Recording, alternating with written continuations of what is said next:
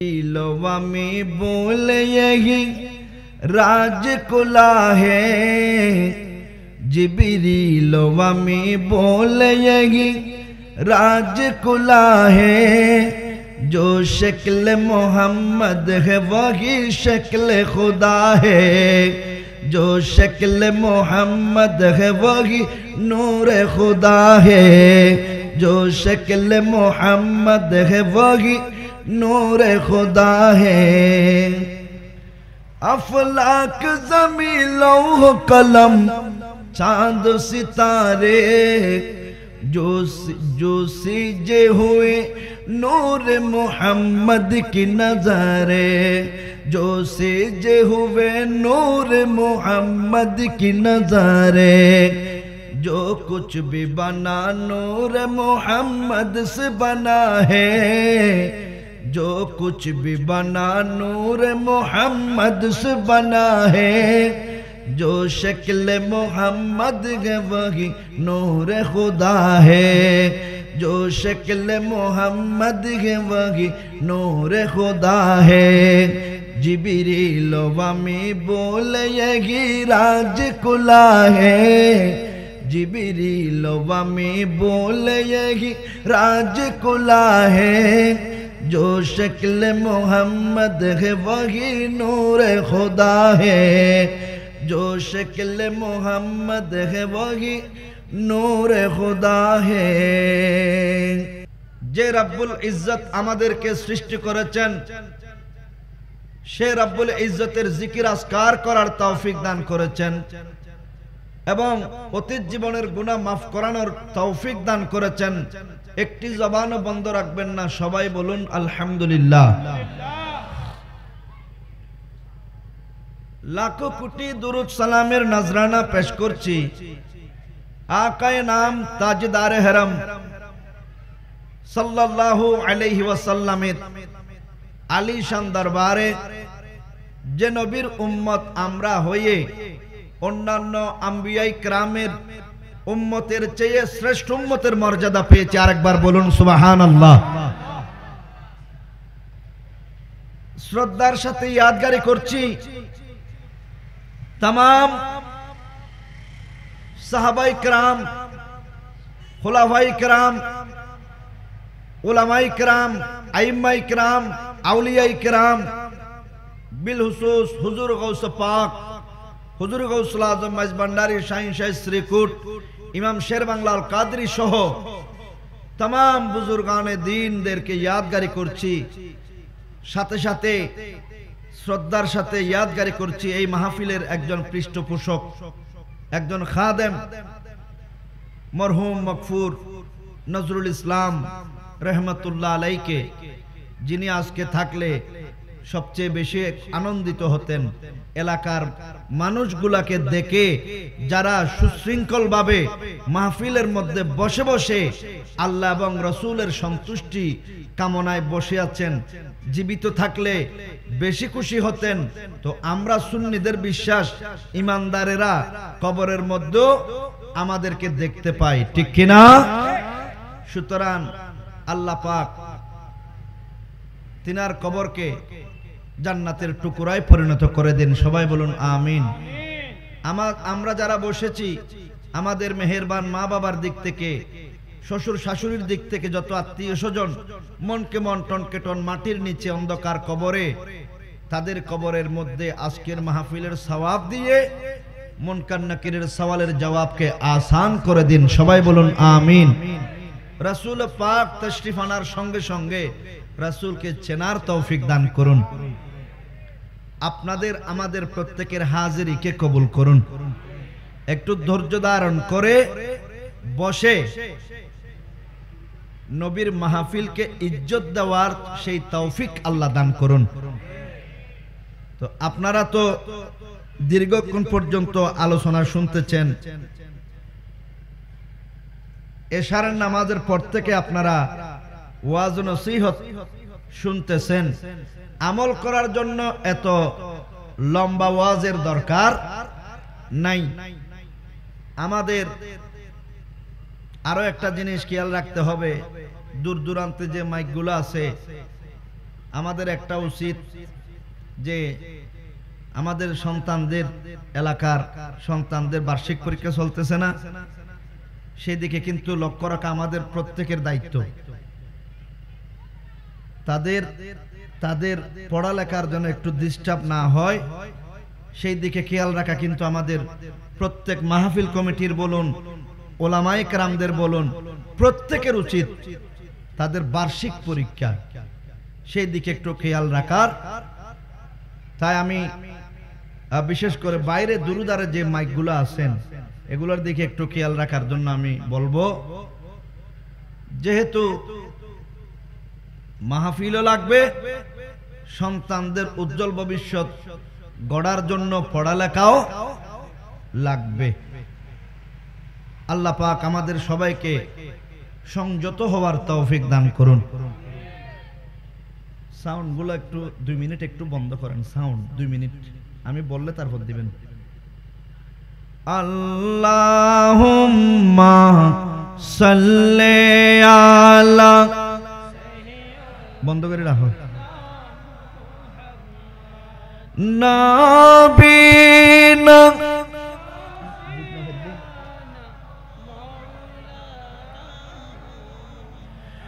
আল্লাহ তুমি দয়া কর, নসিব কর মদিনা, নবীজিকে না দেখাইয়া কবর দেশে নিও না।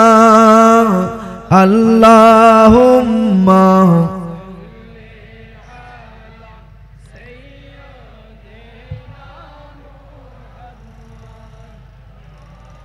কাছের মাইক গুলো একটু বাড়াই দেন, কাছের মাইক।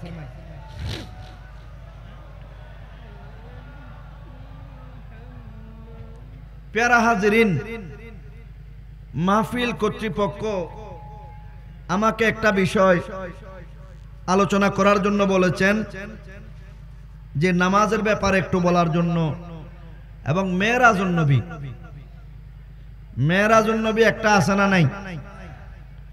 মেরাজুন নবী আল্লাহ পাক আমার রাসূলকে দিদার দেওয়ার জন্য দাওয়াত করে লামকানে নিয়ে গেলেন। এই দিনটাকে, এই রাতটাকে বলা হয় লাইলাতুল উরুস, লাইলাতুল মিরাজ। জোরে বলুন সুবহানাল্লাহ। এ আমার নবীর মেরাজকে অস্বীকার করে এমন মানুষ আছে না নাই? আপনাদের আওয়াজে বোঝা যায় এরকম শয়তান নাই, আছে না নাই? আছে। তারা মেরাজকে অস্বীকার করতেছে। তারা বলতেছে মেরাজ ঘুমের মধ্যে হয়েছে। কিসের মধ্যে? ঘুমের মধ্যে হয়েছে। তো প্যারা হাজিরিন, মেরাজ ছিল, আছে কিয়ামত পর্যন্ত। একটু জোর আওয়াজ দিতে হবে। মেরাজ ছিল, আওয়াজ দেন। মেরাজ, মেরাজ আছে কিয়ামত পর্যন্ত। যারা অস্বীকার করে তাদের কাছে ঈমান কেন? সূরা বনি ইসরাইল 15 নম্বর পারা, প্রথম আয়াত।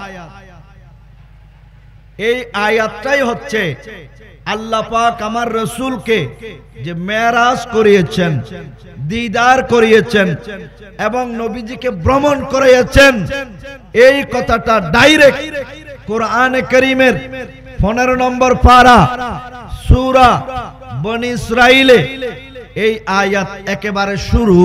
জোরে বলুন না সুবহানাল্লাহ। তাহলে যারা মেরাজুন নবীকে অস্বীকার করবে তারা এই আয়াতকে, এই কোরআনের আয়াতকে অস্বীকার করবে, ঠিক কি না? আর কোরআনকে অস্বীকার করে কখনো মুমিন হওয়া যাবে না। এটা খেয়াল রাখবেন। এই কারণে আমরা মেরাজুন নবী এটা আমাদের ঈমান, ঠিক কিনা? আল্লাহ পাক আমাদেরকে মেরাজুন নবী বিশ্বাস করে সেই বিশ্বাসের উপর সাকারাতের বিছানা পর্যন্ত গিয়ে ঈমানের উপর অটল থেকে পৃথিবীর জমিন থেকে যাওয়ার তৌফিক দান করুন। সবাই বলুন আমিন। একটু মোহাব্বত নিয়ে দুরূদ শরীফ পড়বেন। আল্লাহুম্মা সাল্লি আলা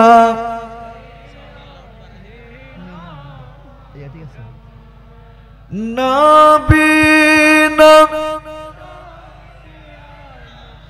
মাওলানা।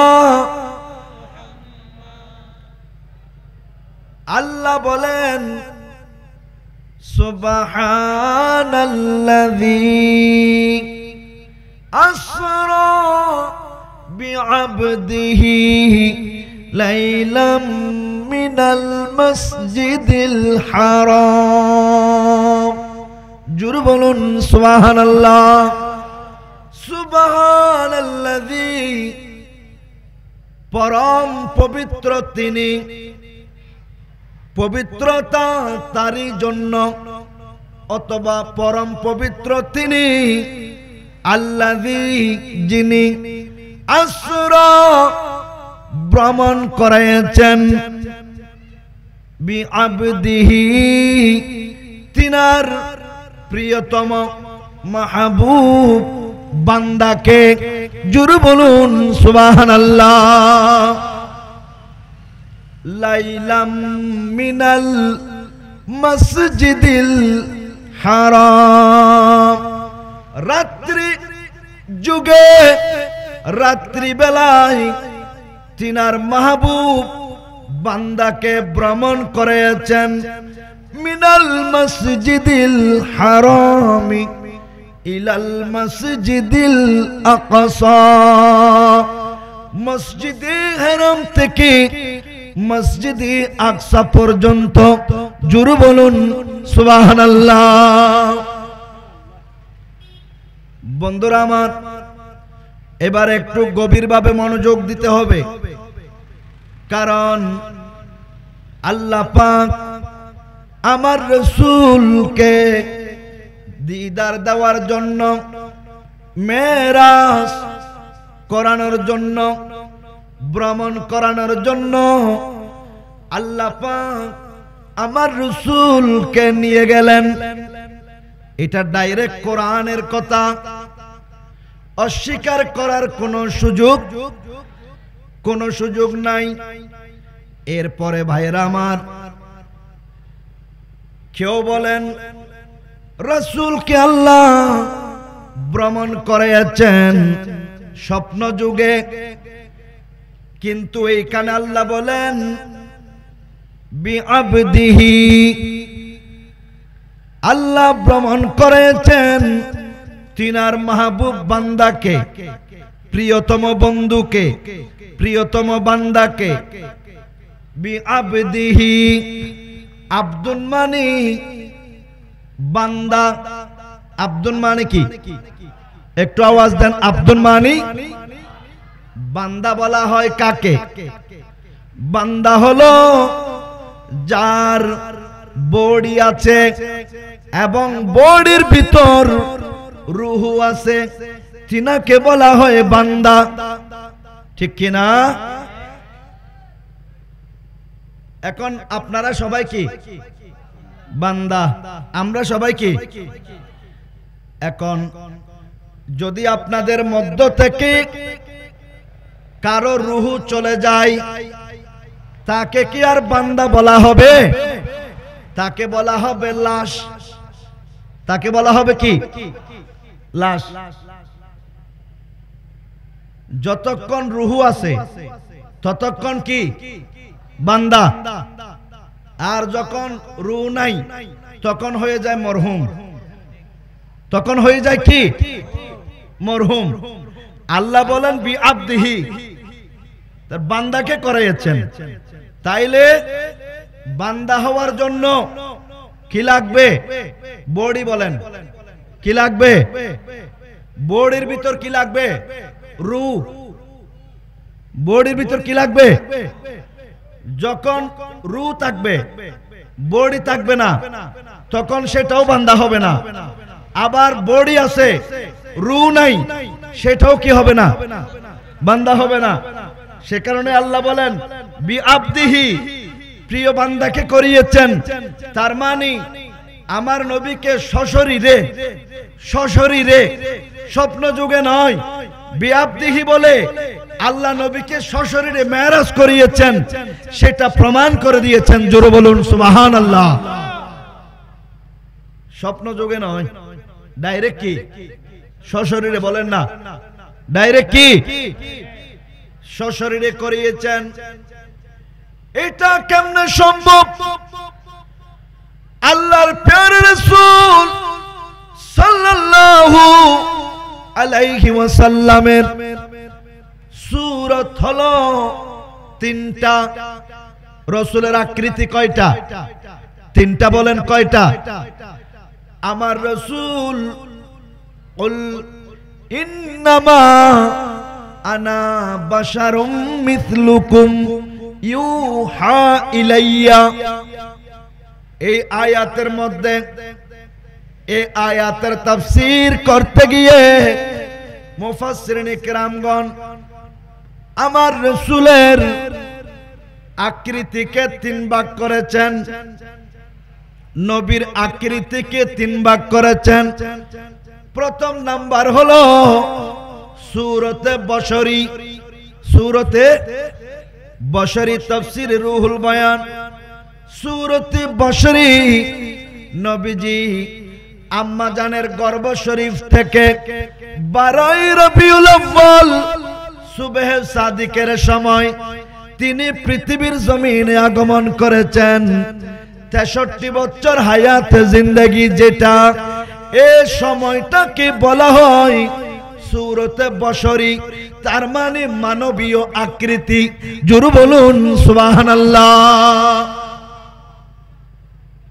নবী 63 বছর হায়াতে জিন্দেগি পৃথিবীর জমিনে ছিলেন কিনা? একটু আওয়াজ দেন। ওই সময়টাকে বলা হয় সূরতে বশরী। ওই সময়কে বলা হয় কি? সূরতে বশরী। আবার রাসূল পাক মেরাজ রজনীর দিন বাইতুল মুকাদ্দাস থেকে সিদরাতুল মুনতাহা পর্যন্ত সাইয়েদনা জিবরাইল আলাইহিস সালাতু ওয়াস সালামের মাধ্যমে সফর সঙ্গী হয়ে বাইতুল মুকাদ্দাস থেকে তিনি যে সিদরাতুল মুনতাহা পর্যন্ত গেলেন, যেখান থেকে এক চুল পরিমাণ সাইয়েদনা জিবরাইল সামনের দিকে যেতে পারে না। আল্লাহর তজল্লিতে জ্বলে পুড়ে চারকার হয়ে যাবে। যে বাইতুল মুকাদ্দাস থেকে সিদরাতুল মুনতাহা, এই সময়টাকে বলা হয় সূরতে মালাকি, ফেরেশতার আকৃতিতে। জোরে বলুন সুবহানাল্লাহ। কয়টা গেল? কয়টা গেল? 63 বছর হায়াতে জিন্দেগি, এটাকে বলা হয় সূরতে বশরী। আর বাইতুল মুকাদ্দাস থেকে সিদরাতুল মুনতাহা পর্যন্ত এই সময়টাকে বলা হয় সূরতে মালাকি। আমার রাসূলের আরো একটা সূরত আছে, আকৃতি আছে। ওই আকৃতির নাম সূরতে হাক্কি। তার মানে সিদরাতুল মুনতাহা থেকে যেই দিকে জিবরাইল আর যেতে পারে না, সেখান থেকে লামকানে গিয়ে আল্লাহর সঙ্গে যে দিদার করেছেন, ওই সময়টাকে সূরতে হাক্কি বলা হয়, যেটার বর্ণনা আল্লাহ এবং আল্লাহর রাসূল ভালো জানে, অন্য কেউ জানে না। জোরে বলুন সুবহানাল্লাহ। এখন এই মেরাজ আল্লাহ কেন করাইছেন? মেরাজ করানোর দরকার কি? মেরাজের দরকার কি? আল্লাহ মেরাজ কেন করিয়েছেন? আপনারা সামনের মানুষগুলো শুনতে পাচ্ছেন? ওনারা সামনে কোনো শুনতে লাগবেন না, আওয়াজ নদ হন হস্টন না, এগুন দিলে ভালো লাগেন না সারা ভালো লাগে? হ্যাঁ, এগুন সারা ভালো লাগে না? আলহামদুলিল্লাহ। বন্ধুরা আমার, আল্লাহর প্যারা রাসূল সাল্লাল্লাহু আলাইহি ওয়াসাল্লামকে আল্লাহ পাক মেরাজ কেন করাইছেন? মেরাজের দরকার কি ছিল? মেরাজের প্রয়োজনীয়তা কি? যেহেতু মুহাদ্দিসিনে কেরাম, মুফাসসিরিনে কেরাম বলেন আল্লাহ পাক আদম সফিউল্লাহ থেকে শুরু করে ঈসা রূহুল্লাহ পর্যন্ত প্রত্যেক নবী রাসূলকে যে কতগুলা মর্যাদা দান করেছেন, মুজিজা দান করেছেন, এই মুজিজাগুলা একসঙ্গে আমার নবীকে দিয়েছেন। এটা বোঝানোর জন্য আল্লাহ মেরাজ করাইছেন। জোরে বলুন সুবহানাল্লাহ। যেমন আপনারা একটু খেয়াল করবেন, আমার রাসূলের উম্মত এবং ঈসা আলাইহিস সালামের উম্মতের মধ্যে একটা দ্বন্দ্ব লেগে গেছে। আমার নবীর উম্মত এবং মুসা আলাইহিস সালামের নবীর উম্মত, ইনারা আমার নবীর উম্মতের সঙ্গে একটা ঝগড়া লিপ্ত হয়েছেন। তাদের দাবি হলো মুসা আলাইহিস সালাম তোমাদের নবীর চেয়ে শ্রেষ্ঠ। আবার ঈসা আলাইহিস সালামের উম্মত বলেন আমাদের ঈসা নবী আপনাদের নবীর চেয়ে শ্রেষ্ঠ। দাবি আছে না নাই? সন্তান সব সময় তার বাবার পক্ষে বলবে, ঠিক কি না? কোনদিন চাচার পক্ষে বলবে? বলবে না। বাবা এবং চাচা যখন ঝগড়া লাগে, সন্তান সাক্ষ্য দেবে কার দিকে? বাবার দিকে সাক্ষ্য দেবে। ঈসা আলাইহিস সালামের উম্মত, তাদের দাবি আমাদের মুহাম্মদুর রাসূলুল্লাহ সাল্লাল্লাহু আলাইহি ওয়াসাল্লামের চেয়ে তাদের নবী শ্রেষ্ঠ। মুসা আলাইহিস সালামের উম্মতের দাবি আমাদের নবীর চেয়ে মুসা আলাইহিস সালাম শ্রেষ্ঠ। এখন আমাদের মনে আমাদের নবী বড়, আমাদের নবী বড়, এটা আমাদের দাবি আছে না নাই? আপনাদের দাবি আছে না নাই? সবাই বলেন আছে না নাই? এজন্য এক শায়ের বলেন নবী নবী করে আর কত কাল আমি কাঁদব, নবী নবী করে আর কত কাল। আমরা ওই নবী নবী করে কান্না করতেছি। আমাদের নবী শ্রেষ্ঠ, এমন শ্রেষ্ঠ যে নবীর দরবারে আমাদের পাসপোর্ট নাই, যেতে পারি না, ভিসা নাই, যেতে পারি না, টাকা পয়সা নাই, যেতে পারি না, গরিব যেতে পারি না, অসুস্থ যেতে পারি না। কিন্তু আমরা যেতে না পারলেও আমাদের নবী এমন নবী, তিনি আমরা গরিবদের ঘরে আসতে পারে, ঠিক কিনা বলেন না? আমরা যেতে না পারলেও নবী যে আমাদের ঘরে, এরকম শ্রেষ্ঠ নবীর উম্মত আমরা। একবার জোরে বলুন সুবহানাল্লাহ। তাদের দাবি ছিল হযরত মুসা কলিমুল্লাহর উম্মতের দাবি ছিল আমাদের মুসা নবী শ্রেষ্ঠ নবী, কারণ আল্লাহর সঙ্গে তিনি তুর পাহাড়ে গিয়ে ডাইরেক্ট আল্লাহর সাথে কথা বলেছেন। অথচ তোমাদের নবী তিনি কখনো আল্লাহর সঙ্গে কথা বলেন নাই। কথাটা কিন্তু বাস্তব। কথা কি বাস্তব? মুসা আলাইহিস সালাম আল্লাহর সাথে ডাইরেক্ট কি করতেন? কথা বলতেন। তো আমার নবী কি তুর পাহাড়ে গিয়ে আল্লাহর সাথে কথা বলেছেন? কথা বলেন নাই। এখন বোঝা যাচ্ছে মূসা আলাইহিস সালাম আমাদের নবীর চেয়ে কি বড় হয়ে গেছে, এরকম বোঝা যাচ্ছে না? আল্লাহ পাক মূসা আলাইহিস সালামকে তুর পাহাড়ে নিয়ে গেলেন, কথা বলেছেন। আর আমাদের নবীকে লামাকানে নিয়ে গেলেন। মূসা আলাইহিস সালাম নিজে গেলেন কথা বলতে, আর আমাদের নবীকে আল্লাহ দাওয়াত দিয়ে নিয়ে গেলেন। সুবহানাল্লাহ বলেন। তো দাওয়াত দিয়ে কি করেছেন? আমার নবীকে আল্লাহ পাক 90,000 নবীজির সঙ্গে কথা বলেছেন। জোরে বলুন সুবহানাল্লাহ। আমার নবীর সাথে আল্লাহ কথা বলেছেন কয় হাজার? কয় হাজার? এখন আমরা বুক ফুলিয়ে বলতে পারছি আল্লাহ মূসা আলাইহিস সালামের সাথে, আল্লাহ মূসা আলাইহিস সালামের সাথে তুর পাহাড়ে কথা বললেও 10,000ও বলে নাই, 10,000ও, কিন্তু আমার নবীর সাথে 90,000 কথা বলেছেন। সুবহানাল্লাহ বলেন না।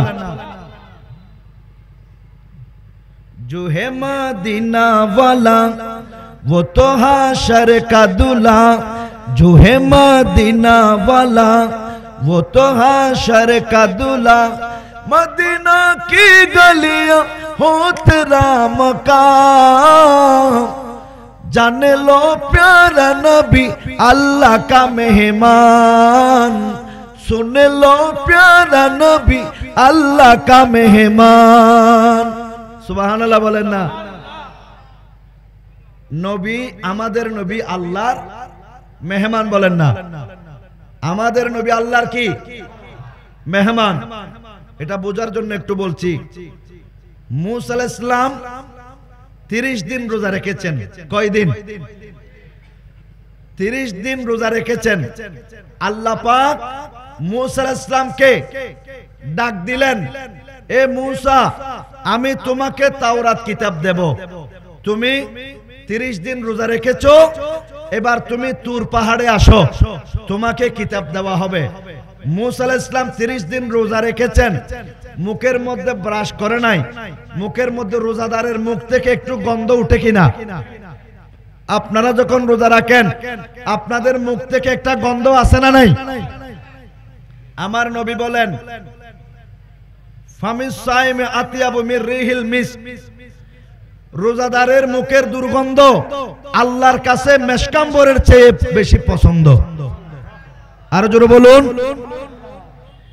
মূসা আলাইহিস সালাম আল্লাহর সাথে কথা বলবে, এখন মুখ থেকে দুর্গন্ধ উঠতেছে, সেই কারণে তিনি বললেন যে আল্লাহর সাথে আমি কথা বলবো, রোজা রাখার কারণে আমার মুখ থেকে দুর্গন্ধ আসতেছে। তিনি মিসওয়াক করে গন্ধটা দূর করে তিনি তুর পাহাড়ে চলে গেছেন। আল্লাহ বলেন, মূসা আসছো? কয় আসছি। কয় তোমার মুখের গন্ধ নাই কেন? তুমি রোজা রাখছো না 30টা? বলে হ্যাঁ। কই তোমার মুখের দুর্গন্ধ কই, যেটা আমি আল্লাহর কাছে মেশকাম্বরের চেয়ে বেশি পছন্দ? মূসা আলাইহিস সালাম বললেন, আল্লাহ, আমি তো মনে করেছি দুর্গন্ধ নিয়ে আসলে আপনি আমার সাথে কথা বলবেন না। তখন আল্লাহ বলেন, তুমি আরো 10টা রোজা রেখে আসো। সুবহানাল্লাহ বলেন। আরো 10টা রোজা রেখে 40টা রোজা রেখে তিনি আল্লাহর কাছে গেলেন। আল্লাহ মূসা আলাইহিস সালামের সাথে কথা বলেছেন, মূসা আলাইহিস সালামকে কিতাব দিয়েছেন, মূসা আলাইহিস সালাম নিজে গিয়েছেন। আর আল্লাহ জিব্রাইলকে বলে, জিব্রাইল আমার বন্ধুর দরবারে যাও, তিনাকে গিয়ে তুমি ধাক্কা দিয়ে ডাকবে না, ঘুম থেকে উঠলে কষ্ট পাবে, তুমি তিনার বৃদ্ধাঙ্গুলির মধ্যে তোমার জিহ্বা দিয়ে আস্তে আস্তে ঠান্ডা লাগিয়ে দেবে। যখন তিনি চক্ষু খুলবেন তখন বলবেন, আল্লাহ আপনাকে সালাম দিয়েছেন এবং আপনাকে মেরাজ করাবেন, সফর করাবেন, আজকে দিদার দেবেন, আমাকে পাঠিয়েছেন আপনাকে মেহমান করে নিয়ে যাওয়ার জন্য। আরো জোরে বলবেন না সুবহানাল্লাহ? তাহলে এবার মুসা আলাইহিস সালাম শ্রেষ্ঠ না আমার নবী শ্রেষ্ঠ? কেন? মুসা আলাইহিস সালাম নিজে হেঁটে যায় আল্লাহর সাথে কথা বলতে, আর আল্লাহ নিজে আমার নবীকে নিয়ে যায় লামকানে কথা বলতে। সুবহানাল্লাহ। সাইয়েদনা ঈসা আলাইহিস সালামের উম্মত বলেন, আপনাদের নবীর চেয়ে আমাদের নবী শ্রেষ্ঠ। কয় কেমনে? কয় এই কারণে, আমাদের ঈসা নবী তিনি তো শত বছরের মরা মৃত মানুষকেও কবর থেকে তুলে জিন্দা করতে পারতেন, তোমাদের নবী কিন্তু এইভাবে পারতেন না। এখন আমাদের মন ছোট হয়ে গেল, ঈসা আলাইহিস সালামের উম্মতের মন বড় হয়ে গেল। এই কারণে আল্লাহ পাক আমার রাসূলকে এমন মুজিজা দান করেছেন যে হযরত সাইয়েদনা জাবের রাদিয়াল্লাহু তাআলা আনহুর দুই সন্তান যে ছাগল জবে করার সময় এক ভাই আর এক ভাইকে জবে করেছেন, ওই দুইটা সন্তানকে আমার নবী তুতু মুবারক লাগিয়ে দিলেন এবং উঠার জন্য বললেন। ওই মৃত দুই ভাই আল্লাহু আকবার বলে উঠে গেছেন। জোরে বলুন, আর জোরে বলুন না সুবহানাল্লাহ। আরে সেটা তো আমার রাসূল, আমার রাসূলের কথা পরে বলবো। হুজুর গৌসে পাক তিনার সঙ্গে খ্রিস্টানদের একটা মুনাজারা হচ্ছে। খ্রিস্টানরা বলতেছেন, তোমাদের নবী এ আব্দুল কাদের, তোমাদের নবীর চেয়ে আমাদের ঈসা রূহুল্লাহ বড়। কয় কেমনে? কয় আমাদের ঈসা নবী মৃত মানুষকে জিন্দা করেছেন। আমার বড় পীর আব্দুল কাদের জিলানী বলেছেন, আমার নবীকে জিন্দা করতে হবে না, আমি নবীর একজন আদানা গোলাম, নবীর একজন আদানা গোলাম। আমি আব্দুল কাদের যদি ইচ্ছে করি মরা মানুষকে জিন্দা করতে পারি। জোরে বলুন সুবহানাল্লাহ।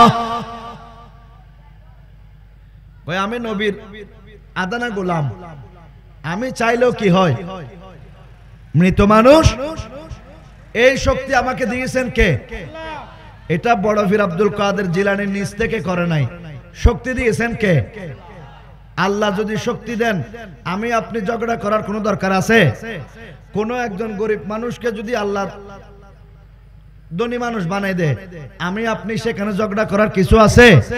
আবার একজন ধনী মানুষকে যদি হঠাৎ করে ফকির বানাই দেয়, সেখানে আমরা কি কোনো প্রতিবাদ করতে পারবো? তাই সে ধনী মানুষ, তাকে গরিব কেন বানাইছেন? এ কথা কেউ বলা সাহস আছে?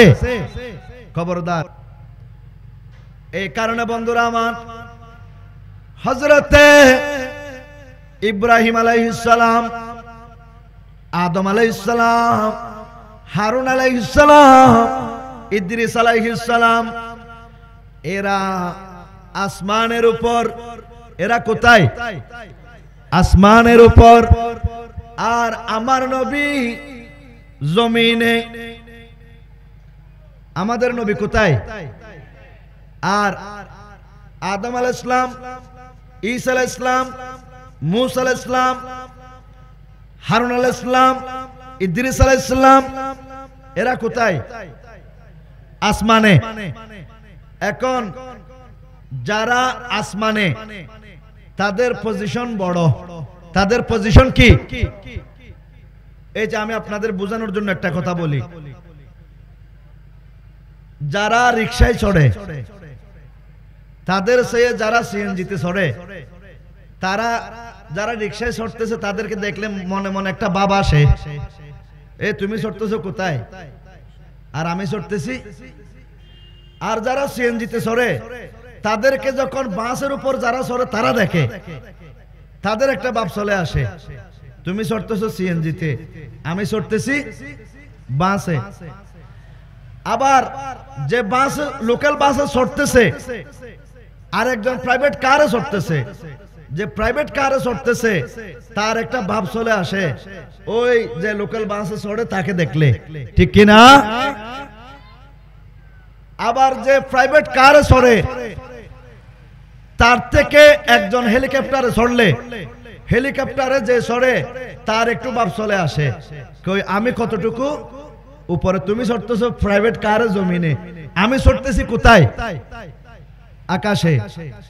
আবার যে হেলিকপ্টারে চড়ে তার চেয়ে যে বিমানে চড়ে তার একটু অহংকার বেশি এসে যায়, তুমি হেলিকপ্টার নিয়ে নিছে, আমি বিমান নিয়ে উপরে।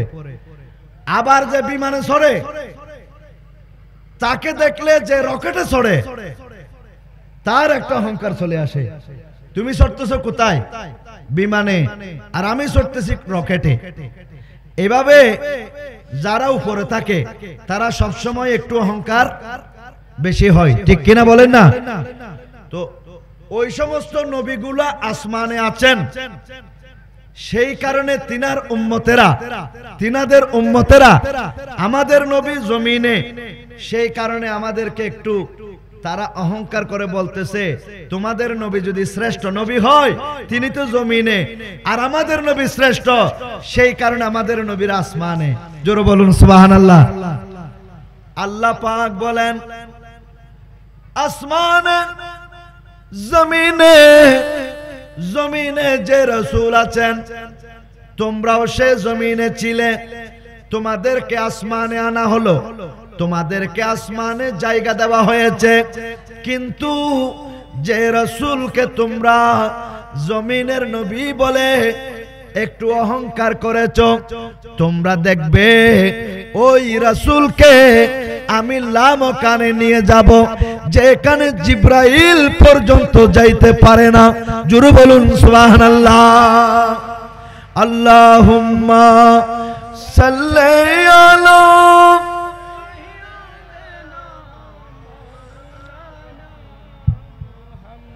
ওয়া আলা আলিহি।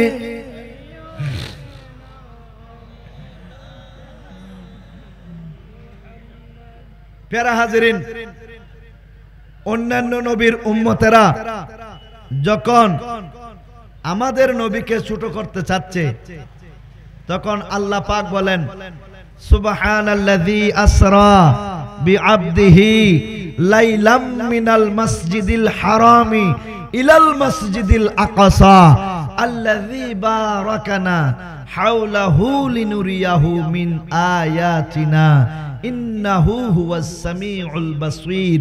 জোরে বলুন না সুবহানাল্লাহ। আল্লাহ পাক আমার নবীকে মেরাজ দান করেছেন, অন্যান্য নবীদেরকে যে মর্যাদা দিয়েছেন ওই মর্যাদাগুলা একসাথে আমার রাসূলকে দিয়েছেন, এটা প্রমাণ করার জন্য আল্লাহ পাক মূলত আমার নবীকে মেরাজে নিয়ে গেছেন। জোরে বলুন সুবহানাল্লাহ। এবার মেরাজের আরেকটা কারণ দেখেন, মেরাজের আরেকটা কারণ হলো সমস্ত আম্বিয়ায়ে কিরামগণ, সমস্ত নবী রাসূলগণ তাদের উম্মতদেরকে জান্নাতের কথা বলেছেন, জাহান্নামের শাস্তির কথা বলেছেন, জান্নাতের নিয়ামতের কথা বলেছেন, জাহান্নামের শাস্তির কথা বলেছেন, জান্নাতের নাজ ও নিয়ামতের কথা বলেছেন। কিন্তু আপনি যদি ঈসা আলাইহিস সালামকে বলেন, এই ঈসা আলাইহিস সালাম আপনি তো আপনার উম্মতদেরকে জান্নাতের দাওয়াত দিয়েছেন, আপনি কি জান্নাত দেখেছেন? তিনি বলবেন না, আমি জান্নাত দেখি নাই, আমি ইনজিল কিতাবে পেয়েছি সেই মোতাবেক মানুষকে দাওয়াত দিয়েছি। মূসা আলাইহিস সালামকে যদি বলেন, এ মূসা আলাইহিস সালাম আপনি তো আপনার উম্মতদেরকে জান্নাতের দাওয়াত দিয়েছেন, নাজ ও নিয়ামতের কথা বলেছেন, জাহান্নামের ভয়ের কথা বলেছেন, আপনি কি জান্নাত দেখেছেন? মূসা আলাইহিস সালাম বলবেন না, আমি জান্নাত দেখি নাই। তো তুমি কেমনে বলো? কয় আমি তাওরাত কিতাবে পেয়েছি সেই মোতাবেক মানুষকে বলতেছি। জোরে বলুন সুবহানাল্লাহ। আপনি যদি বলেন, এ দাউদ আলাইহিস সালাম আপনি তো মানুষকে জান্নাতের দাওয়াত দিচ্ছেন, আপনি কি জান্নাত দেখেছেন? তিনি বলবেন না, আমি জবুর কিতাবে পেয়েছি সেই মোতাবেক মানুষকে বলতেছি। এখন আদম আলাইহিস সালাম ছাড়া অন্যান্য কোন নবী রাসূল জান্নাত দেখেছেন? জান্নাত দেখেছেন? দেখেন নাই। আল্লাহ বলেন ইন্নাল্লাহা আশতারা মিনাল মুমিনিনা আনফুসাহুম ওয়া আমওয়ালাহুম বিআন্না লাহুমুল জান্নাহ। জোরে বলুন সুবহানাল্লাহ। আল্লাহ বলেন ইন্নাল্লাহা আশতারা, আল্লাহ পাক কিনে নিয়েছেন, আল্লাহ পাক কিনে নিয়েছেন মিনাল মুমিনিনা, মুমিনদের কাছ থেকে, আনফুসাহুম তাদের জান, ওয়া আমওয়ালাহুম তাদের মাল, বিআন্না লাহুমুল জান্নাহ জান্নাতের বিনিময়। জোরে বলুন সুবহানাল্লাহ। আজকে মাহফিলে আসছেন, আমরা তো এমনি নিজেকে ইমানদার দাবি করি। নিজেকে আমরা কি দাবি করি? ইমানদার মুমিন দাবি করি। কিন্তু আমরা মাহফিলে বসছি, কত বড় ইমানদার আমরা আমি দেখতেছি। কিছুক্ষণ উঠতেছেন, কিছুক্ষণ বসতেছেন, ইমানের জোরে এখানে বসতে পারতেছেন না, অথচ নিজেকে ইমানদার দাবি করতেছেন। প্রকৃত ইমানদার দেখতে হলে ফিলিস্তিনের ভাই বোনদেরকে দেখেন, ঠিক কিনা বলেন? প্রকৃত ইমানদার কারা? যারা নিজের জান আল্লাহর জন্য দিয়ে দেন, নিজের মাল আল্লাহর জন্য দিয়ে দেন, নিজের সন্তান আল্লাহর জন্য দিয়ে দেন, নিজের মা আল্লাহর জন্য কোরবান হচ্ছে, নিজের বাবা আল্লাহর রাস্তায় শহীদ হচ্ছে, এরাই হচ্ছে প্রকৃত মুমিন, ঠিক কিনা বলেন? আমরা মুখে দাবিদার। আমরা কি মুখে দাবিদার? আপনি দেখেন ফিলিস্তিনের ৫,০০০-এর উপরে শিশু, ৫,০০০-এর উপর শিশুদেরকে ওই জালেমেরা বোমার আঘাতে শহীদ করে দিয়েছেন। সন্তানের লাশ বাবার কোলে, সন্তানের লাশ মায়ের কোলে, চোখের মধ্যে পানি নাই। যদি জিজ্ঞেস করা হয়, মা আপনার সন্তান শহীদ হয়েছেন, আপনার চোখে পানি নাই কেন? তিনি বলবেন, এই সন্তানের জন্য আমি কেন কান্না করব? আমার সন্তান তো জান্নাতে হাউজে কাউসারের পানি পান করতেছে। আরো জোরে বলবেন না সুবহানাল্লাহ? বাবাকে যদি জিজ্ঞেস করা হয়, বাবা আপনি সন্তানের লাশ কোলে নিয়ে চুমো খাচ্ছেন, আপনার চোখে পানি নাই কেন? বাবা বলবেন, আমি এই সন্তানকে কেন কান্না করব তার জন্য? তিনার কোরবানি তো আল্লাহ কবুল করে নিয়েছেন, তিনার রক্ত আল্লাহ কবুল করে নিয়েছেন। এই সন্তান তো আমাকেও জান্নাতে নিয়ে যাবে। জোরে বলুন সুবহানাল্লাহ। তো যে জান্নাতে চলে যাচ্ছে তার জন্য কান্না করব কেন? সুবহানাল্লাহ বলেন। এরপরে দেখা যায় কিছুক্ষণ পরে আবার বাবার চোখে পানি, মায়ের চোখে পানি। আম্মা জান, আপনার সন্তান দাফন হয়ে গেছে, আপনি তো ওই সময় কান্না করেন নাই, আপনি এখন কান্না করতেছেন কেন? আব্বা জান, সন্তানকে আপনি কবরের মধ্যে শোয়াই দিচ্ছেন, চোখে পানি নাই, আর এখন কেন চোখে পানি? আব্বা জান বলেন, সন্তান আল্লাহর দরবারে কবুল হয়েছে, সেই চলে গেছে তার নিরাপদ স্থানে, আজীবন সে জান্নাতের নাজ-নিয়ামত ভোগ করবে, তার জন্য পেরেশানি নাই। কিন্তু আমার চোখে পানি এই কারণে যে বাইতুল মুকাদ্দাস থেকে আল্লাহর প্যারা রাসূল মেরাজ করেছেন, আল্লাহর প্যারা রাসূলকে আল্লাহ পাক ইমামুল আম্বিয়া বানিয়েছেন। ১,২৪,০০০ নবী রাসূলগণ এই মসজিদে নামাজ পড়েছেন, নবীজি ইমামতি করেছেন, এবং যে মসজিদের মধ্যে লক্ষ লক্ষ নবী রাসূলরা নামাজ পড়েছেন, অসংখ্য নবী রাসূলের জন্মস্থান যে বাইতুল মুকাদ্দাস, ওই বাইতুল মুকাদ্দাস যদি আমি বেঁচে থাকি, আমার সামনে যদি জালেমেরা, আমার সামনে যদি ইহুদিরা, আমার সামনে যদি নাসরারা দখল করে ফেলে, আমি যদি বেঁচে থাকি থাকি সেইখানে যদি সেজদা করতে না পারি, আমার মতো হতভাগা বেঁচে থেকে আর কি হবে? বাইতুল মুকাদ্দাসের জন্য দুই চোখের পানি ছেড়ে দিয়ে কান্না করতেছি। চিৎকার দিয়ে বলুন সুবহানাল্লাহ। নারে তাকবীর, আল্লাহু আকবার। রিসালাত, নারে গাউসিয়া, জশ্নে জুলুসিদে মিলাদুন নবী জিন্দাবাদ। সন্তানের জন্য কান্না করে লাভ নাই, কারণ আল্লাহ বলেন ইন্নাল্লাহা আশতারা মিনাল মুমিনিনা আনফুসাহুম ওয়া আমওয়ালাহুম বিআন্না লাহুমুল জান্নাহ। আল্লাহ ঈমানদারের জান, ঈমানদারের মাল সবকিছু কিনে নিয়েছেন জান্নাতের বিনিময়।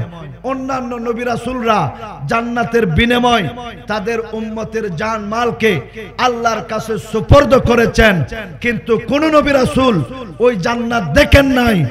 না দেখে যদি একটা সাক্ষ্য দেয়, সেই সাক্ষ্য মিথ্যা সাক্ষ্য হয়ে যাবে। আর আল্লাহ পাক আমার রাসূলকে মেরাজ দান করার মাধ্যমে, ভ্রমণ করানোর মাধ্যমে আল্লাহ পাক জান্নাত এবং জাহান্নাম দেখিয়েছেন। তিনি এমন একজন নবী, তিনি এমন একজন রাসূল যে একজনের দেখা, একজনের সাক্ষী সমস্ত নবী রাসূলদের পক্ষ থেকে আদায় হয়ে যায়। জোরে বলুন সুবহানাল্লাহ। এই কারণে আল্লাহ পাক সুবহানাহু ওয়া তাআলা আমাদের আপনাদেরকে সেই নবীর উম্মত করেছেন। আল্লাহ পাক আমার নবীকে জান্নাত এবং জাহান্নাম দেখানোর জন্য মেরাজ রজনীতে নিয়ে গেলেন। সবাই বলুন না সুবহানাল্লাহ। আল্লাহুম্মা সাল্লি আলা, একটু জোরে, ওয়া আলা আলিহি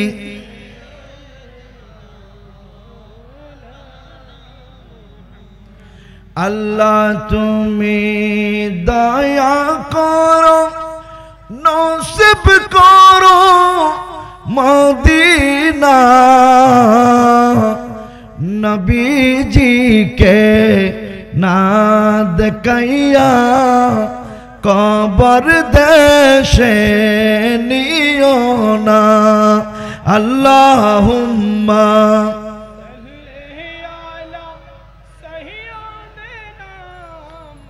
মাওলানা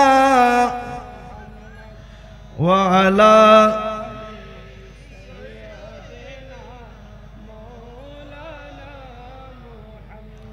বন্ধুরা আমার, আল্লাহর প্যারা রাসূল সাল্লাল্লাহু আলাইহি ওয়াসাল্লাম নবীজিকে আল্লাহ পাক মেরাজ দান করেছেন। অন্যান্য আম্বিয়া কিরাম তাদের উম্মতদেরকে জান্নাত এবং জাহান্নামের দাওয়াত দিয়েছেন। এই জান্নাত জাহান্নাম দেখেন নাই, কিন্তু আল্লাহ পাক আমার রাসূলকে এই মেরাজ দান করেছেন একটি মাত্র কারণে, জান্নাত এবং জাহান্নামগুলা যেন নিজের চোখে দেখে এসে উম্মতদের কাছে বর্ণনা করতে পারে। জোরে বলুন সুবহানাল্লাহ। আল্লাহর প্যারা রাসূল বলেন, এই আমার উম্মতেরা, আল্লাহ পাক আমাকে জান্নাতের দিকে নিয়ে গেলেন। কোথায় নিয়ে গেলেন? আল্লাহ পাক আমাকে জান্নাতে নিয়ে গেলেন। আমি দেখতে পেলাম জান্নাত হলো আটখানা, আটটি জান্নাত। জান্নাত কয়টা? কয়টা? আটটা জান্নাত। আমার রাসূল বলেন, আমি জান্নাতের সামনে গেলাম, আমি আটটি জান্নাত আমার চোখের সামনে আল্লাহ পাক সপ্তম আসমানে আটখানা জান্নাতকে আমার সামনে আল্লাহ উপস্থাপন করেছেন। আরো জোরে বলবেন না সুবহানাল্লাহ। আল্লাহর প্যারা রাসূল বলেন, ও আমার উম্মত, আটখানা জান্নাতের জন্য আমি বড় বড় আটটা গেট দেখেছি। সুবহানাল্লাহ। আমাদের সাহেবের এখানে চারিদিকে ঘেরাও আছে না, এই ঘেরাও গুলার মাঝে আবার বড় গেট আছে না। আমার নবী বলেন আমি দেখেছি বড় বড় আটখানা জান্নাতের জন্য বড় বড় 8টা গেট আছে। কয় প্রথম নাম্বার গেটের সামনে গেলাম, কে যাচ্ছেন? নবী বলেন না কে যাচ্ছেন? আল্লাহর প্যারা রাসূল বলেন এ আমার উম্মত, আমি 1 নাম্বার গেটের সামনে গেলাম, সেখানে আমি লেখা দেখলাম লা ইলাহা ইল্লাল্লাহু মুহাম্মাদুর রাসূলুল্লাহ সাল্লাল্লাহু আলাইহি ওয়াসাল্লাম। জোরে বলুন সুবহানাল্লাহ। আমার নবী বলেন প্রথম নাম্বার গেটে একেবারে উপরে লেখা আছে কালিমা। এখন আমাদের দেশে কিছু ভাই, কিছু গুমটা মৌলবীদের দেখা যায়, কিছু শেখ দেখা যায়, শেখ এরা বলে লা ইলাহা ইল্লাল্লাহর সঙ্গে মুহাম্মাদুর রাসূলুল্লাহ লেখা যাবে না, লিখলে শিরিক হবে। কি হবে? শিরিক না, শিরিক এত সোজা কথা না, শিরিক এত সোজা কথা না, এটা শিরিক, শিরিক, শিরিক। আমাদের মসজিদে লেখা আছে না নাই?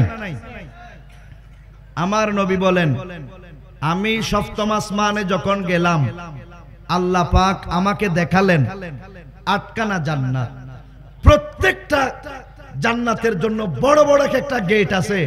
আমি প্রথম নাম্বার গেটের সামনে গেলাম, সেখানে একেবারে উপরে লিখে দেখতেছি লা ইলাহা ইল্লাল্লাহ মুহাম্মাদুর রাসূলুল্লাহ সাল্লাল্লাহু আলাইহি ওয়াসাল্লাম। এবার আমার নবী বলেন এই 8খানা জান্নাতের প্রথম নাম্বার গেটে আমি দেখলাম কালিমার নিচে 4টি কথা লেখা আছে। কয়টি কথা? প্রথম গেটের কালিমার নিচে 4টি কথা লেখা আছে। আমার নবী বললেন এই লেখাগুলা কিসের লেখা? হঠাৎ করে এই লেখাগুলা কেন দেখলাম? কালিমা ঠিক আছে কিন্তু লেখা আগের হাম কি বা লেখা আগেন কিল্লে লিখিয়ে দে আল্লাহর ফকতুন আওয়াজ আইয়ের হাবিব এই লেখা আগেন এই যে মূলত অনর উম্মতের ভিতর যারা ঈমান আনিব, ঈমান আনানোর পরে যারা এই সারগান বালা হাজ করিব আল্লাহ পাক রব্বুল আলামিন ইতারারে জান্নাতর 1 নাম্বার গেট এনে ঢুকা দিব। আর জোরে হন সুবহানাল্লাহ।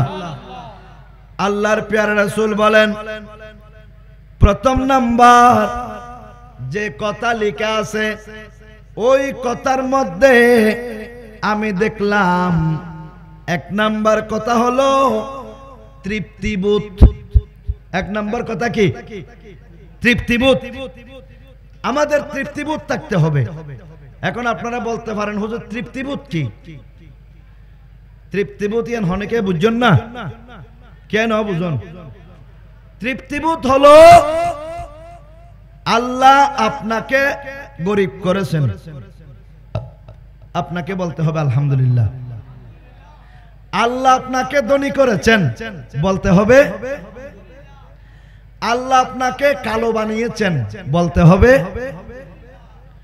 আল্লাহ আপনাকে সুন্দর বানিয়েছেন, বলতে হবে। আল্লাহ আপনাকে একটা হাত দিয়েছেন, বলতে হবে। একটা পা দিয়েছেন, বলতে হবে। একটা চোখ আছে, বলতে হবে। একবেলা খেয়েছেন, আরেক বেলা উপবাস, বলতে হবে। আপনারা বলতে পারেন এটা কেমন কথা, এটা তো অন্যায় বিচার। আমার একটা চোখ আছে, আরেকজনের 2টা আছে, সে তো সুবহানাল্লাহ বলবে, আলহামদুলিল্লাহ বলবে। আমার একটা আছে, আমি কেন বলবো? আমার নবী বলেন তোমার তো একটা আছে, আরেকজনের তো একেবারে একটাও নাই। সুবহানাল্লাহ বলেন না? তোমার তো একটা পা আছে, তুমি কোন রকম চলতে পারো, আরেকজনের তো 2টাও নাই। তুমি তো একবেলা খেয়েছো,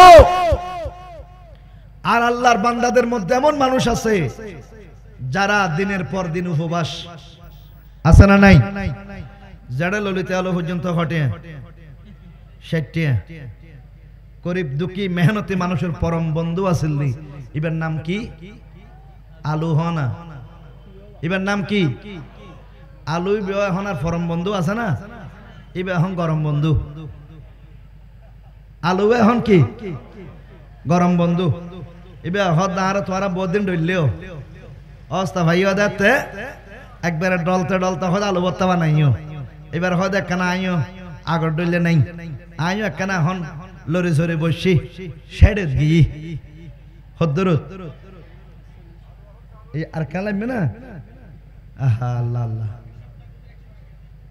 আহা কত খেলা জানো রে মৌলা, কত খেলা জানো। গলায় দিয়ে প্রেমের রশি আস্তে আস্তে টানো, ঠিক কিনা? হ না?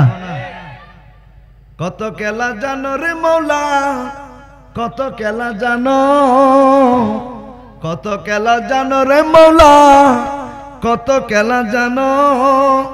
গলায় দিয়ে প্রেম রশি আস্তে আস্তে টানো রে, রঙ্গিলা বান্দারি মৌলা রে, ঠিক কিনা বলেন না? আল্লাহ বেগুনে বুঝিবে তৌফিক দান করক। আরেক কানা জোর হন।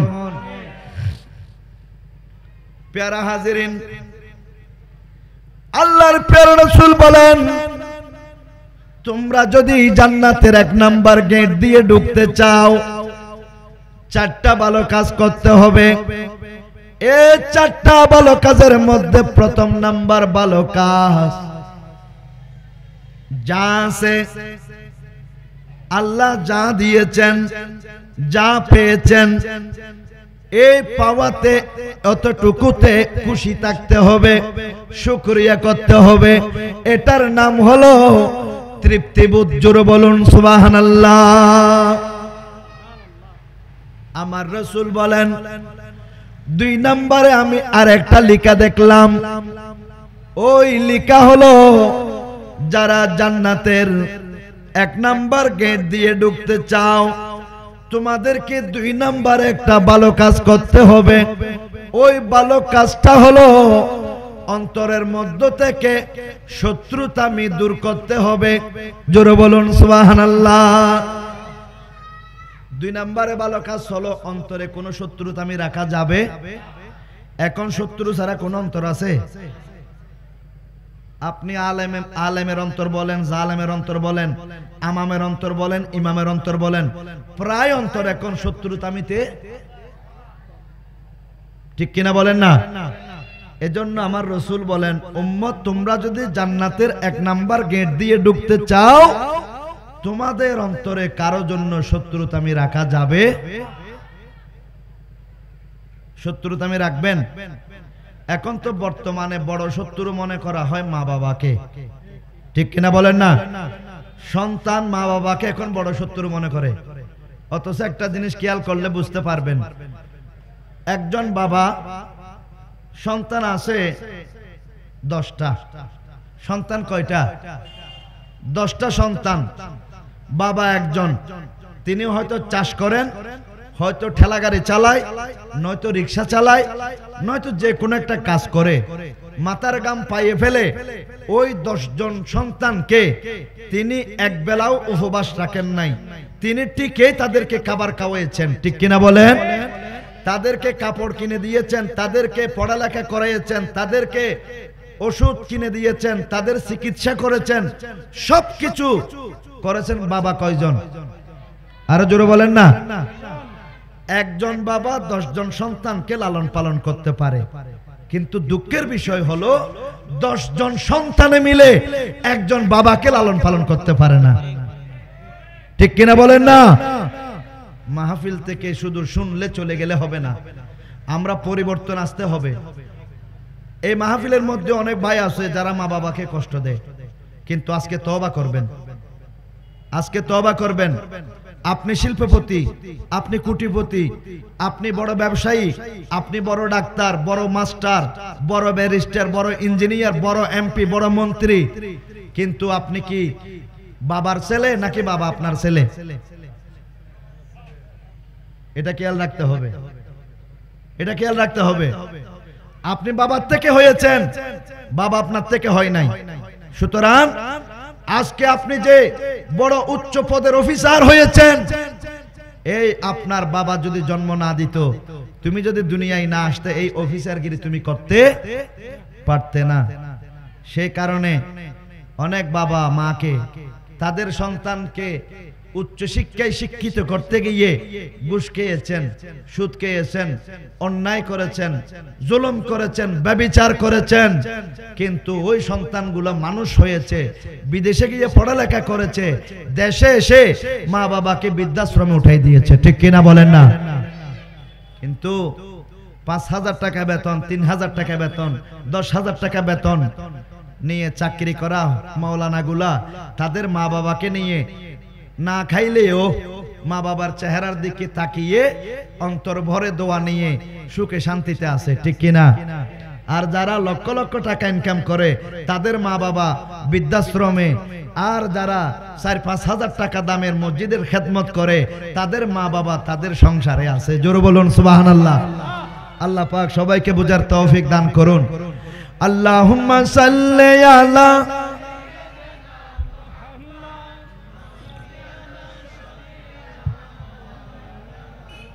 এই আওয়াজে হবে না, দমে দমে জাফরে মানে লা ইলাহা লা ইলাহা, ইসমে আজম গৌসুল আজম লা ইলাহা ইল্লাল্লাহ, আল্লাহুম্মা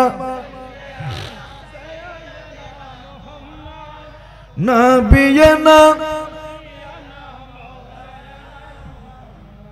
প্যারা হাজিরিন, আমার নবী বলেন, জান্নাতের ১ নাম্বার গেট দিয়ে যদি ঢুকতে চাও, তোমাদেরকে ২ নাম্বারে যে ভালো কাজ করতে হবে, ওই ভালো কাজটার নাম হলো অন্তরে কোনো শত্রুতামি রাখা যাবে না। আল্লাহর প্যারা রাসূল এইবার বলেন, এই আমার উম্মত ৩য় নাম্বার যেই লিখা আমি দেখলাম, আল্লাহ বলেন ওই লিখার মধ্যে, ইয়া রাসূলুল্লাহ, আপনার উম্মতের যারা জান্নাতের ১ নাম্বার গেট দিয়ে ঢুকতে চায়, তাদেরকে ৩ নাম্বারে একটা ভালো কাজ করতে হবে। ওই ভালো কাজটার নাম হলো অন্তরের মধ্যে হিংসা রাখা যাবে না। জোরে বলুন সুবহানাল্লাহ। এখন হিংসা ছাড়া কেউ আছে? এমনি অনেক ভাইদের এখন একটা কথা বললে অনেক ভাই কষ্ট পাবে। নেতার জন্য, নেত্রীর জন্য, সরদারের জন্য, মাতবরের জন্য পেছনে স্লোগান মারেন। এমনকি মিছিল করতে গিয়ে কেউ যদি বিপক্ষ যদি আপনাকে গুলি করে মারা যাবেন, কিন্তু আপনি যতক্ষণ মিছিলে ছিলেন, স্লোগানে ছিলেন, ততক্ষণ আপনি ওই নেতার প্রিয় ব্যক্তি ছিলেন। যখন আপনি ঠুস, তখন তারা আর আপনার সন্তানের পরিবারের কোনো খবর নেবে? অতীতে এরকম কেউ নিয়েছে? এই জন্য যার পরিবার তাকে লালন পালন করতে হবে। কোনো কাজ করার আগে সাবধান চিন্তা করে কাজ করতে হবে। ঠিক কিনা? আপনি রাজনীতি করুন, আপনি দল করুন না করুন, যেই কাজ করুন না কেন, আপনি যার জন্য স্লোগান দিচ্ছেন, ঈদের নামাজ পড়ে সে আপনার সাথে কোলাকুলি করবে না। আপনার পুরনো কাপড় তার নতুন পাঞ্জাবির সাথে লাগলে তার পাঞ্জাবির ভাঁজ ভেঙে যেতে পারে। ঠিক কিনা? এরকম আছে না নাই? আছে। এজন্য আমার রাসূল বলেন, যদি জান্নাতের ১ নাম্বার গেট দিয়ে তোমরা ঢুকতে চাও, ৩ নাম্বারে একটা ভালো কাজ করতে হবে। ওই ভালো কাজটার নাম হলো অন্তরে কোনো হিংসা রাখা যাবে না। এখন নেতার অন্তরে কর্মীর জন্য হিংসা, কর্মীর অন্তরে নেতার জন্য হিংসা, সন্তানের অন্তরে মা বাবার জন্য হিংসা, মা বাবার অন্তরে সন্তানের জন্য ভালোবাসা আছে না নাই? আমি এই সুযোগে আমার মা বোনদেরকে বলবো, আপনারা যারা আপনাদের স্বামীর কানের মধ্যে শ্বশুর শাশুড়ির বিরুদ্ধে কথা বলেন, আপনি একটা কথা খেয়াল রাখবেন, আপনি এক সময় শিশু ছিলেন, সেখান থেকে আপনি একটু বড় হয়েছেন, আপনার বিবাহ হয়েছে, শ্বশুর বাড়িতে চলে আসছেন, আপনার সন্তান সন্ততি হচ্ছে, আপনার সন্তান সন্ততির জন্য আবার বউ আনা হবে, বিবাহ শাদী হবে, স্ত্রী আনা হবে, তখন আপনি শাশুড়ি হয়ে যাবেন, ঠিক কিনা? আপনি যদি আপনার শ্বশুর শাশুড়ির জন্য হিংসা করেন, আপনি যখন শাশুড়ি হবেন, আপনার সন্তানের স্ত্রী ঠিক আপনার জন্য শত্রুতামি করবে, ঠিক কিনা? সেই কারণে আপনারা বলেন, নিজের স্বামীকে বলেন তার মা বাবাকে সেপারেট করে দেওয়ার জন্য। কই, তুমি তোমার বাবার বাড়িতে গিয়ে তোমার ভাইয়ের স্ত্রীকে তো শাসন করো, তোমার মা বাবাকে ভাত কাপড় না দিলে, ঠিক কিনা বলেন না? তো তোমার মা বাবাকে যদি তোমার ভাই ভাত কাপড় না দে, তুমি যদি তোমার ভাইয়ের বিচার করতে যাও, তুমি তোমার কথায় তোমার শাশুড় শাশুড়িকে ভাত কাপড় দিচ্ছে না, তোমার বিচার সেই সময় কোথায় যায়, ঠিক কিনা বলেন? এই কারণে স্ত্রী যখন তার ভাইয়ের স্ত্রীর শাসন করবে, স্ত্রীর মাকে ভাত কাপড় না দিলে, সেবা যত্ন না করলে, আপনারা ওই স্ত্রীর বিচার করবেন যে স্ত্রী তার শাশুড় শাশুড়ির সেবা যত্ন করে না, ঠিক কিনা বলেন না? এগুলো সমাজের মধ্যে একটু পরিবর্তন আসতে হবে, কারণ আমাদের সমাজ এটা এমন অবস্থার মধ্যে চলে গেছে। আমার রাসূল বলেন, আমি এবার জান্নাতের প্রথম নাম্বার গেট দিয়ে ঢুকতে হলে চতুর্থ নাম্বারে আরেকটা লেখা দেখছি, একটা ভালো কাজ করতে হবে। ওই ভালো কাজটা হলো তোমরা সালেহীন ওলি আল্লাহর সঙ্গে তোমরা উঠা বসা করতে হবে। জোরে বলুন সুবহানাল্লাহ। হুজুর গাউসে পাকের কোন ভক্ত, হুজুর গৌসুল আজম মাইজভান্ডারের কোন আশেক, হুজুর গাজী শেরেবাংলার কোন ভক্ত, শাইনশাহ শ্রীকুটের কোন ভক্ত, তাদের মা বাবাকে কি এই পর্যন্ত বৃদ্ধাশ্রমে উঠাই দিয়েছেন? দেন নাই। কেন? হুজুর গাউসে পাকের শিক্ষা, আম্মা জানের সাথে কখনো বেয়াদবি করা। খাজা গরিব নওয়াজের শিক্ষা, মা বাবার সাথে বেয়াদবি করা। গাউসুল আজম মাইজভান্ডারের শিক্ষা, মা বাবার সাথে বেয়াদবি করা। ইমাম শেরেবাংলার শিক্ষা, মা বাবার সাথে বেয়াদবি করা। কোন ওলি যখন মা বাবার সাথে বেয়াদবি করে নাই, ওলিগুলাকে যারা স্মরণ করে, যারা অনুকরণ করে, যারা বরণ করে, তারা কেমনে মা বাবার সাথে বেয়াদবি করবে? ঠিক কিনা বলেন? এই কারণে আল্লাহ বলেন, ওয়াকুনু মা'আস সাদিকিন, তোমরা সত্যবাদীদের বন্ধু হয়ে যাও, তোমরা সত্যবাদীদের অন্তর্ভুক্ত হয়ে যাও। আমরা সেই কারণে ওলি আল্লাহর কদমে আসি, ঠিক কিনা বলেন? আমার রাসূল বলেন, উম্মত তোমরা যদি জান্নাতের এক নাম্বার গেট দিয়ে ঢুকতে চাও, তোমাদেরকে একটা ভালো কাজ করতে হবে। ওই ভালো কাজটার নাম হলো তোমরা সালেহীন আউলিয়া ইকরামদের, উলামা ইকরামদের সাথে তোমরা উঠা বসা করো। জোরে বলুন সুবহানাল্লাহ। একটু মোহাব্বত নিয়ে দুরূদ শরীফ পড়ুন। আল্লাহুম্মা সাল্লি আলা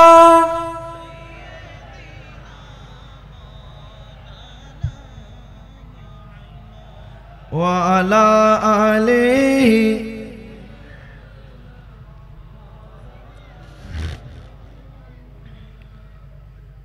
বন্ধুরা আমার,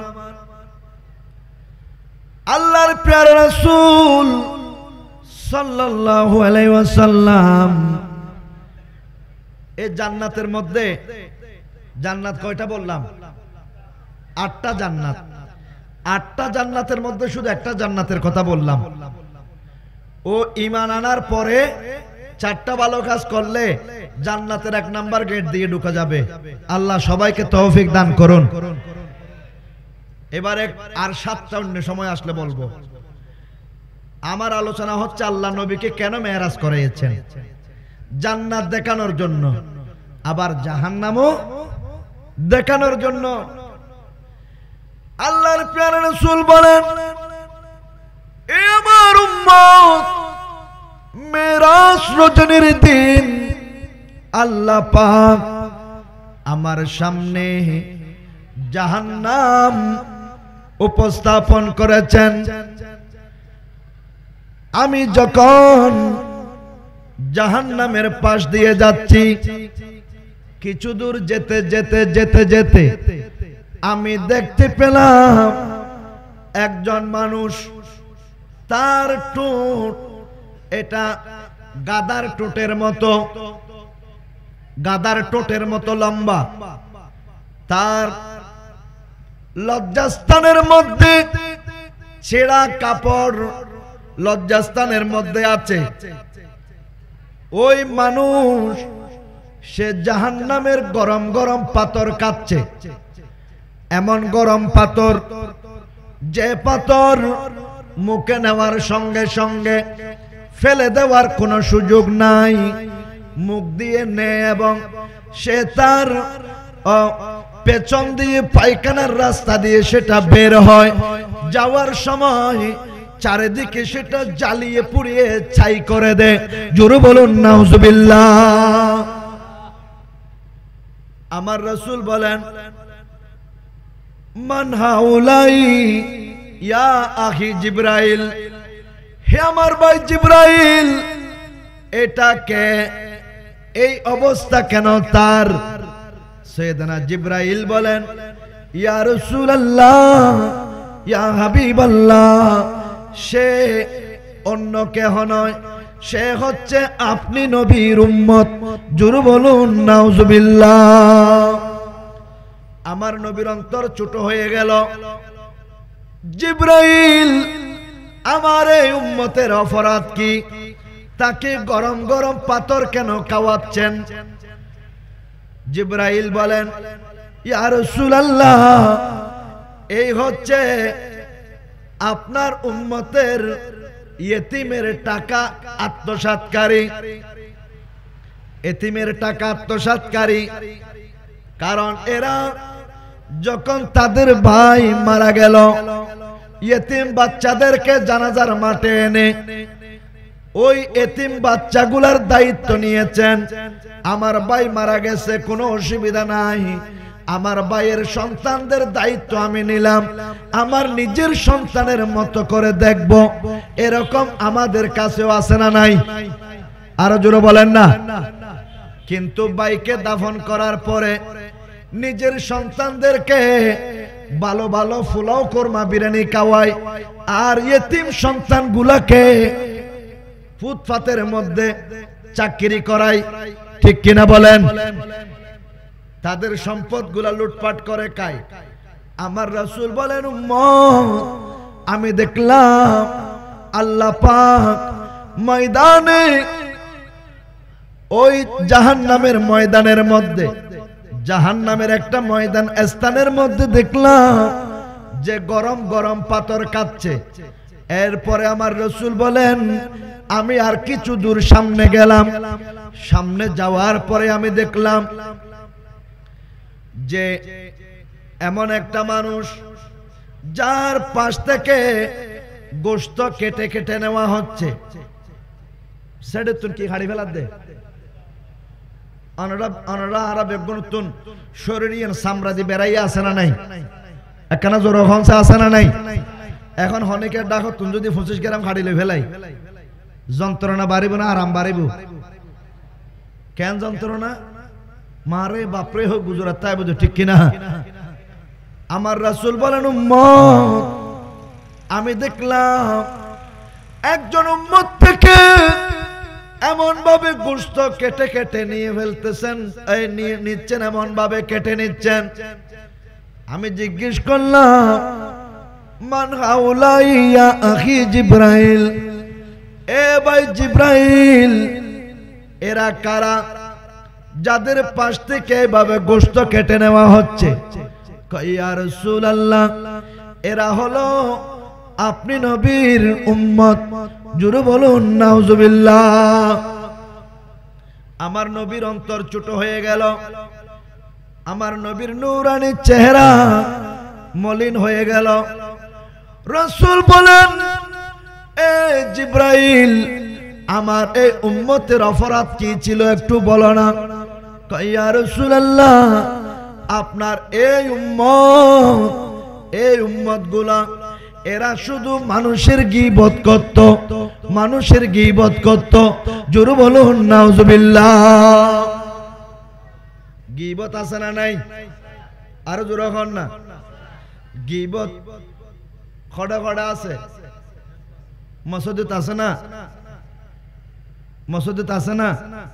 এখানে জোরে মাতাম ভরবে, মসজিদে আছে না? গীবত হল্লে গীবত আছে দে। ইমাম জিবের ফিসদি এখন নামাজ পড়ছে মসজিদে তুনে আল্লাহুম্মা ইন্নী আসআলুকা মিন ফাদলিকা হয় ঠ্যাং বাইর গণন ওয়ারে জোতায় লই আবার ইমাম সাহেবের গজ উড়িদার করতে আছে না নাই? নাউজুবিল্লাহ খানা এল্লা বহুত ভাই হল আছে না নাই?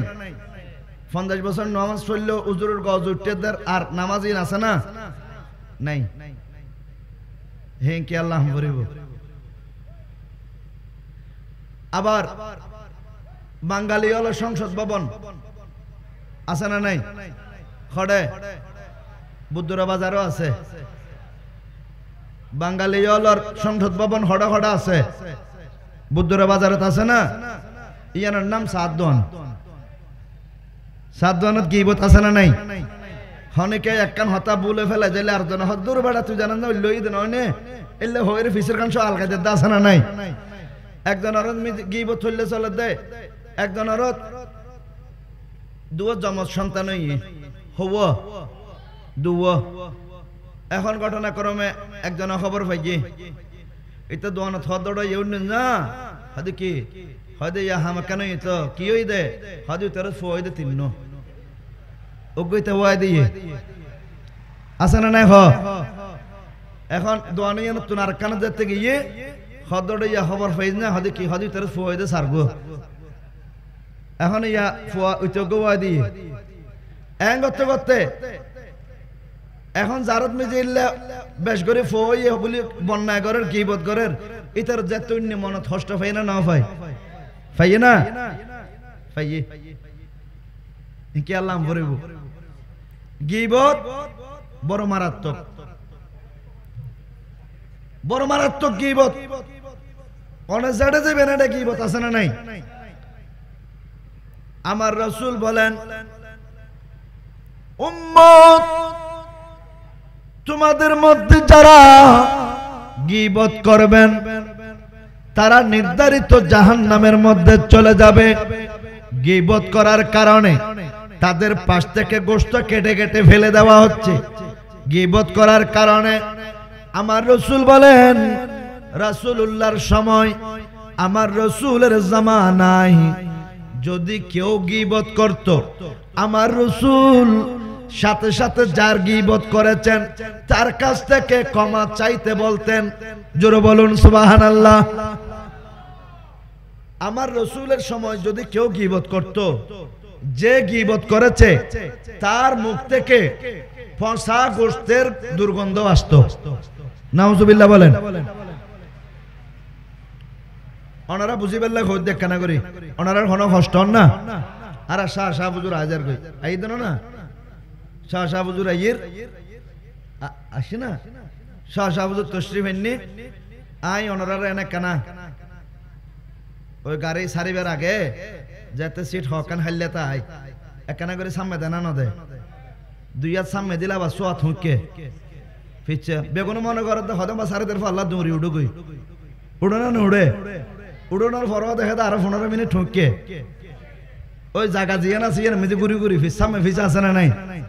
তো যদি কে হয় দূর বাড়াই কে গাড়ি এককালে মস্কারি কি কর চলালে হারে টানছু না আমার ইয়ান হতে না হতে দেখা যাচ্ছে ইতে ফটোর করে লড়ে গিয়ে আর জন আইরাড়ে বউ গিয়ে ঠিক কিনা? তুই তারা হয়তো তুই উঠে কি গেছিস হয়তো আট আইবেন না আই এনে হয়তো ফুরে দিদি কি করে দি হয় যাবে আসল ড্রাইভারে বে কোটানো হয়তো তোরা টার্মিনাল দিয়ে আইব আই কেনা ফুরে দিদি হ্যাঁ হুজুর আইন পর্যন্ত হুজুর আইলে ওনারা ইনশাআল্লাহ সোনার মদিনা মদিনা ওয়ালা নবীর লয় আওলাদ রাসূল কানেকশন করে দিব বড় করে হন সুবহানাল্লাহ। তো একখানা এলে করে দিতে ওনার কোনো অসুবিধা না অসুবিধা হলে আরো হইন অসুবিধা হইবার কথা ন কারণ এই জিন আলোচনা করি এলে কিছু কিছু জিনিস বেশি নাই দিলে মানুষ এসে দেয়, বেশি আছে দিলে মানুষ নয়, ঠিক কিনা? আল্লাহর প্যারা রাসূল সাল্লাল্লাহু আলাইহি ওয়াসাল্লাম ইরশাদ করে যে রাসূল সাল্লাল্লাহু আলাইহি ওয়াসাল্লামের সময় হনকে যদি গীবত করত এইবার মুকুত্তুন ডাইরেক্ট ফসা গোশতর দুর্গন্ধ বাড়াইত। এখন আরা প্রত্যেক দিন গীবত করে, প্রত্যেক মুহূর্ত গীবত করে, উজুর হন মুজুর হন কুজুর হন গুজুর হন, ব্যাগুনের গীবত আছে না নাই? তো এখন আর রাসূলের সময় কে গীবত করলে মতের গালে দিয়ে দুর্গন্ধ আসতো তো হয়ে ফেলে ফেলত, কিন্তু এখন এত গীবত চলার কে আর গালে দিয়ে দুর্গন্ধ নখাই গেল। আর দুর্গন্ধ ওয়ালা মারা হচ্ছে না ভারির মূল ঘটনা ওই দে সামরার গুদাম আছে না নাই? সামরার গুদামত মেজি যাতে সামরার হাম চলে, এই সামরার গুদামত মেজি আতিক্য মানুষ যদি বাইয়ে সরি করে দিয়ে বাইরে যদি তোয়াইতে যায় এর গলিবার আগে দরে করে যা আছে দেখি নকশিবি ধরিব না নজরিব কে হব বুক আর এন গন্ধ ঢুকে আর গিলে কল যুদ্ধ নিলে যেতে হয়েছে, ঠিক কিনা? আর কিন্তু যারা সামরার হাজ ঘরের ইতারা সামরার টালুর বই বই ইতারা চা নাস্তা খার, ঠিক আছে না? সামরা টালুর বই বই তারা চা নাস্তা খার, গল্প গুজব করের, হামিন করের, ইতারা নাকথন দুর্গন্ধ আছে না? কিন্তু আতিক্য মানুষ জেলিতে আর ভূমিয়া যেতে হয়েছে, ঠিক কিনা?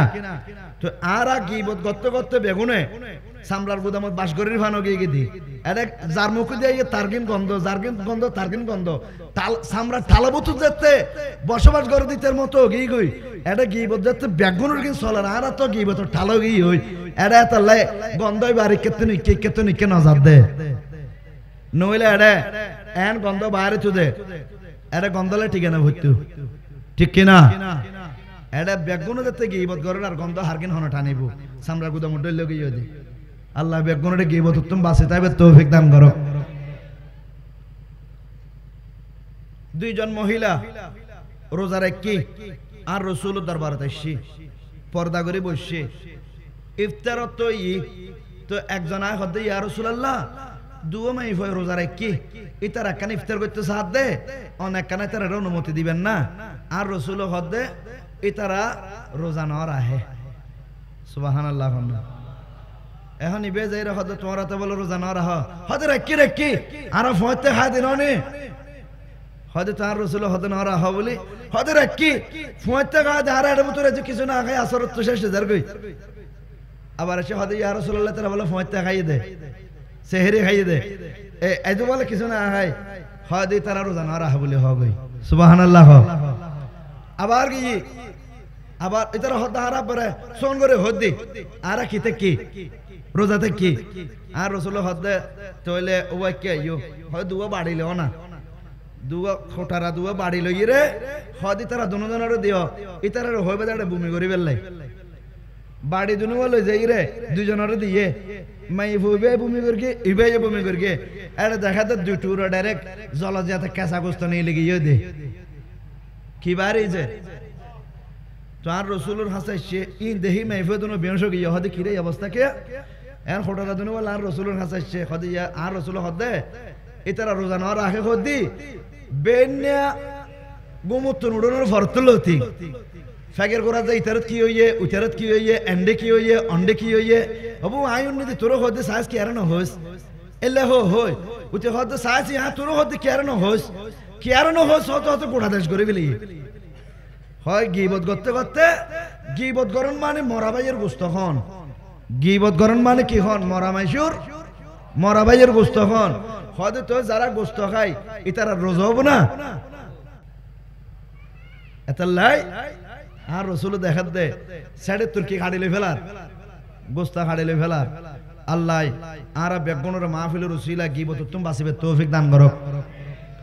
আর রাসূল আর হদ্দুর সামনে যেতে গিয়ে এবার দেখাত দে মানুষ ইবে বসি দে এড়ে ফ্যাটিবে ফ্যান্ডল ফান খতর ফ্যান্ডল ফান ফ্যাটিবে ডাইরেক্ট গ্লাস ফিটিং করে কি ফান ইবার ভিতরে এত পরিষ্কার দে মিনারেল ওয়াটার ডলে এত পরিষ্কার সাপ বিচ্ছু দূর খেলা হাত দেখেন দেখা যায় আর রাসূল ইন্তজার ইবে দেখা দাতিকে গুজুরি গুজুরি হাঁদের ডেম্মে ডেম্মে দুনো চকুর পানির ফোড়া পরে আর রসুল হদ্দে ইয়া আখি জিব্রাইল মান হাউলা ইয়া আখি জিব্রাইল অবে জিব্রাইল ইবে এখন হদে ইয়া রাসূলুল্লাহ বানার উম্মত ওবু কি আর উম্মত এতর ফজট ফান ফেটিবে আর এতর কেন ফেটওয়ালা উম্মত এতর উম্মত এতর ফেটওয়ালা উম্মত তাই রাহি ন মাই হদে ইয়া রাসূলুল্লাহ ইবের ফেটে না গুরু আসিল কিন্তু ই ভাই এন ভাবে সুদ খাইয়ে দে এন ভাবে সুদ খাইয়ে দে ইবে হদে 50,000 দিলে 70,000 লই দে মাস বাদে এলে আছে না নাই হদে ইয়া রাসূলুল্লাহ এন ভাবে সুদ খাইয়ে দে সুদ হাতে হাতে ফেটিবের এন ভাবে বাড়াই ফেলেই দে ফ্যান্ডল ফানো গিয়ে দে হদে তো ইবে হদে আল্লাহ ইবে এভাবে আযাব দিয়ে তাই বুঝে আর সমাজ ভিতর এলে বদ্র লেভেল তুমি যে হাত আছে না নাই আর জোর হ এই ওয়াসি আনজাতে গরিব ইয়ার ফরজ শুক্রবার মল হইবে সরি তাইবো না এটা হবদে মল টিয়া দি রায় বাত্তা পাই আর সুতার হতাই ওয়াসি খেললে করলে এটা আর মসজিদে মিজি ওয়াসি বাদার ওয়াজ নাই এলে হয় সরি দার কিদা আছে না নাই আর জোর হ না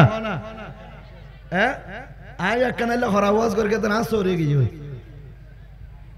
হনজালা যাইতে আমার হবাজ কিন্তু সৌরি যজ্ঞই না ইমান জাতকে পারিব না আর জোর হ সৌরি জাতকে পারিব দে ইমান জাত পারিব না সৌরি যজ্ঞই আল্লাহ যা তার বানাইনি আর সৃষ্টি করিবার 500 বছর আগে আর রিজিক সৃষ্টি করছে সুবহানাল্লাহ আরে